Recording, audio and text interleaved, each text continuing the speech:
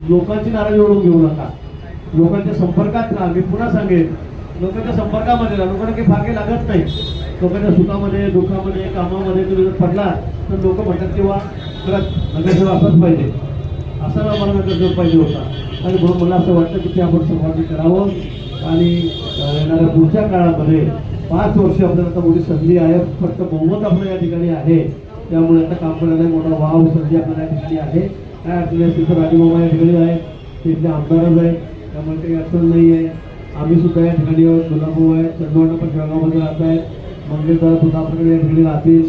मला वाटतं की चांगलं काम, अतिशय सुंदर असं काम आपल्या जळगाव शहरामध्ये करायचं की लोकांनी म्हटलं पाहिजे की खरंच यावेळेला आमचं मत दिलं ते सार्थकी ठरलं.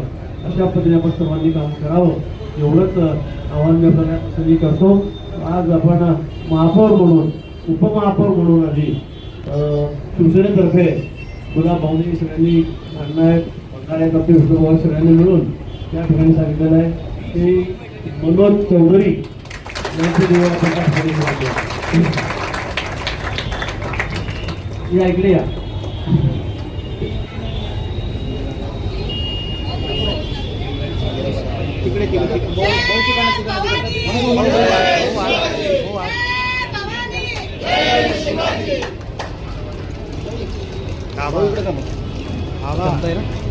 आबा पूर्ण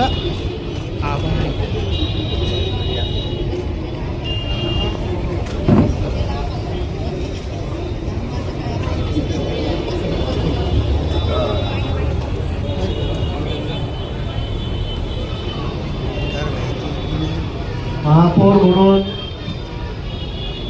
भारतीय जनता पक्षातर्फे आता सर्वांमध्ये त्या ठिकाणी निवड केलेली आहे आणि ते नाव आहे ते तुम्हाला मनोज काळे यांची निवड या ठिकाणी झालेली आहे.